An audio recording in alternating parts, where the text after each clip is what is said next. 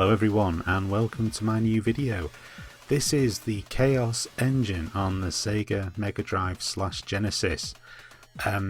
This was another one of those games that I had originally for the Commodore Amiga, and at the time it was by far one of my favourite games that I had for it.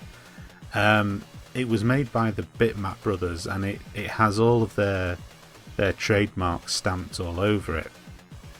And it was something else on the Amiga. The sound was phenomenal. The music was brilliant. So I mean, I must confess, I didn't actually know this had come out on the Mega Drive, and it was another one of those gems that I uncovered while hunting around for some retro games. So I thought, well, what the hell, I don't have an Amiga anymore, so it was one of the games that I have missed, and so I thought, well, what the hell, I'll get it for it. I mean, how much more different could it be? And the answer is, in all truth and honesty, it isn't that much more different. That much different from the Amiga version. Graphically, well, you'll see when the game starts. I do have one major gripe which really does annoy me, and I can't ascertain whether or not, well, anyway, you'll see when the game starts, but the sound isn't quite as good as the Amiga, but that tended to be pretty much the case with a lot of games that came out on the Amiga. The Amiga sound chip was phenomenal, and the Mega Drives just wasn't able to emulate it effectively. So actually, I mean, the music for the actual game itself by Mega Drive standards is actually pretty good. So to get to the game, it's kind of a Victorian steampunk type setting, which was quite unique, and you get to choose from 6 characters. You choose one player that you're going to control yourself, and then you also choose an AI player, which, you know, you could substitute that with another human player if you wanted.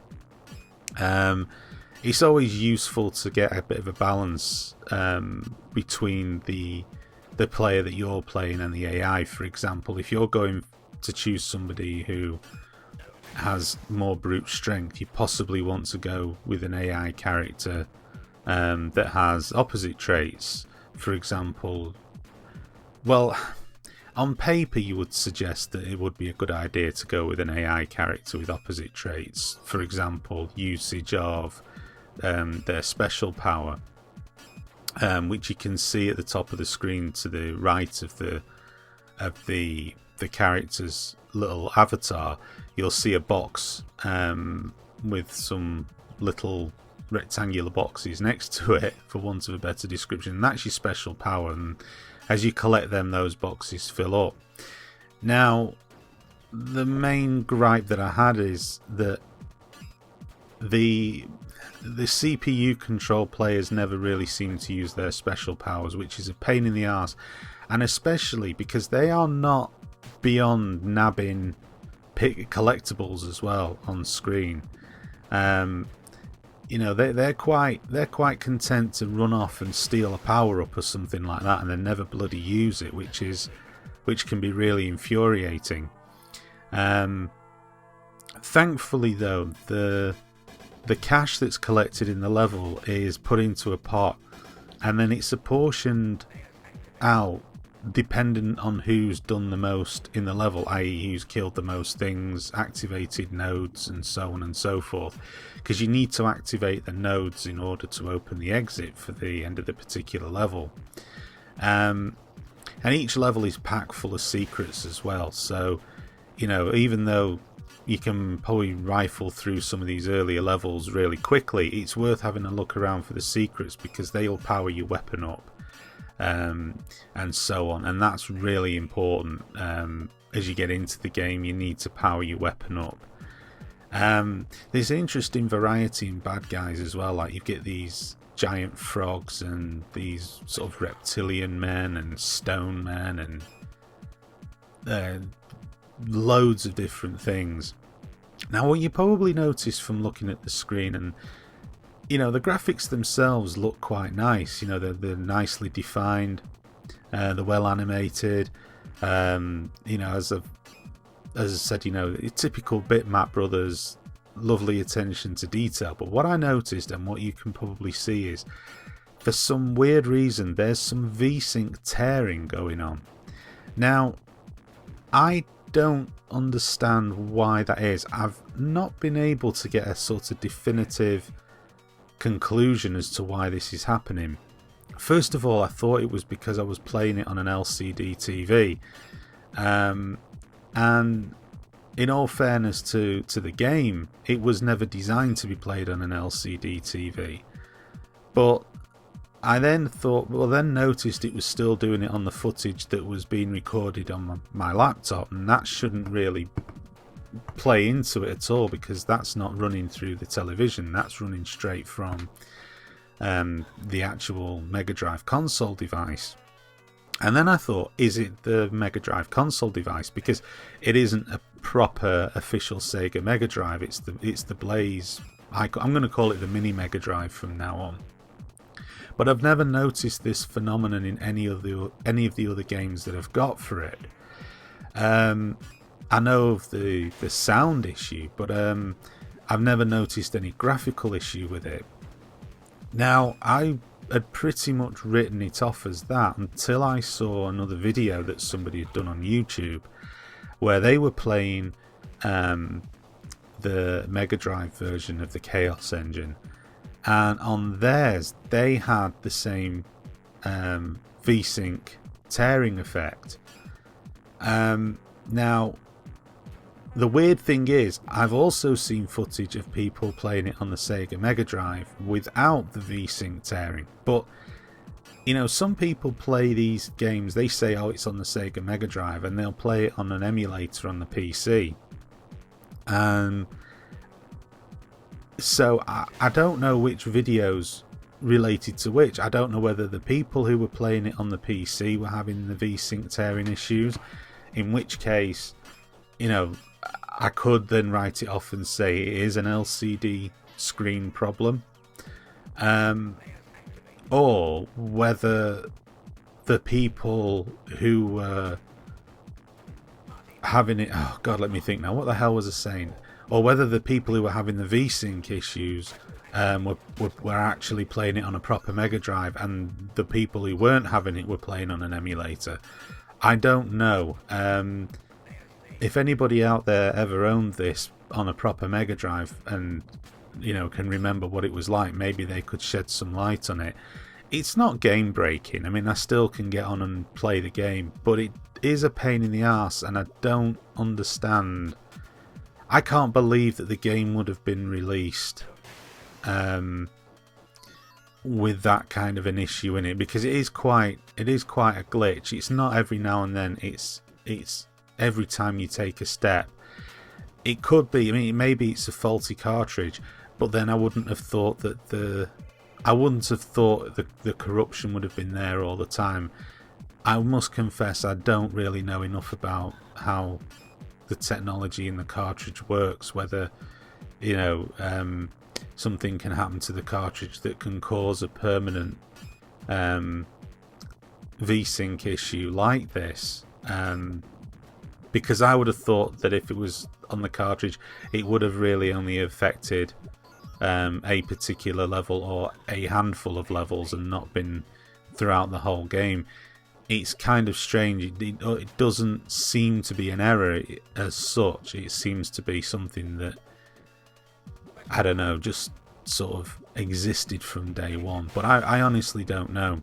And it's a bit of a shame, because there's obviously a lot of effort gone into making the game look as good as it could be. Certainly as good as it could be compared to the Amiga version.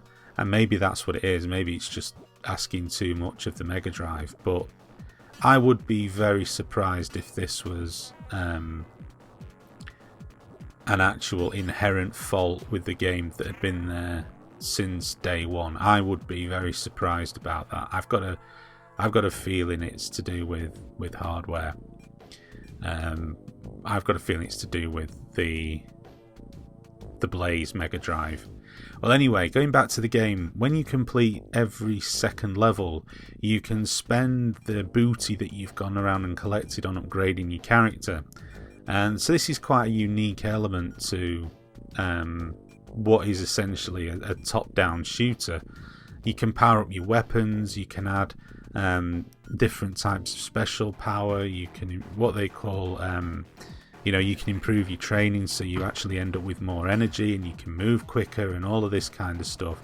It's almost like it's a pseudo RPG element to it. It's not a proper RPG element, don't get me wrong, but it's kind of like a little bit of an RPG element to it, where you can choose how to level your character up, or you can let it be done automatically, so that's pretty good too. I like that a lot. I mean, I do like this game an awful lot. As I said before, it was by far one of my favourite games on the Mega Drive, on the Amiga, and it's translated very well to the Mega Drive, ignoring the VSync issue for the time being. There's no doubt about it. They did probably as good a job as they were ever going to be able to do. And so you have to give them, a bit of credit for that, because the Amiga was potentially more powerful, and this game was originally coded for the Amiga, and then it was ported over to the Mega Drive. I mean, there's not really too much else to say about the game. It's very fast-paced, it's very, frantic. There are some, what I think are minor annoyances about it. Namely, the way that sometimes things can just spawn out of thin air relatively close to you, and take energy off you. That can be a pain in the arse sometimes, but it's not overly bad. As I say, they are minor annoyances, and all in all, I mean, it is a pretty well thought out, and dare I say, an original type game. This did have a sequel to it, Chaos Engine 2, and that never came out on the Mega Drive, unfortunately. It was probably either too late in the cycle, or it was just never going to make the transition effectively enough. So yeah, there are, as I said before, there are a lot of secrets in the Chaos Engine. It's worth exploring each of the levels and taking your time. I mean, you're not against the clock, so that's a good thing. And it is worth just having a route around, because obviously the more treasure you pick up, the more coins you pick up and power-ups, and so on and so forth, then the easier the later levels become when you're faced with more tougher enemies.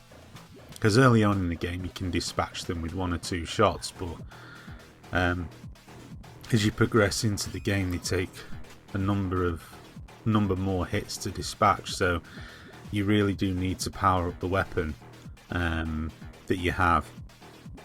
And it's also kind of important as well to make sure you select the right character to suit your game style. Unlike other types of shooting games, there is a significant difference between each of the characters and the power of the weapon and the special power that they have. It's like the scientist here, and his special power is healing. So if you have to adapt your game to suit the special power that the character's got.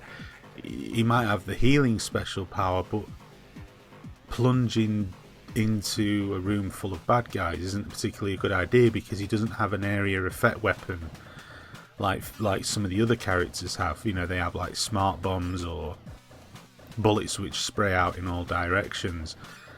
He doesn't have that. And so, you know, you have to be a bit more considered in how you're going about the game.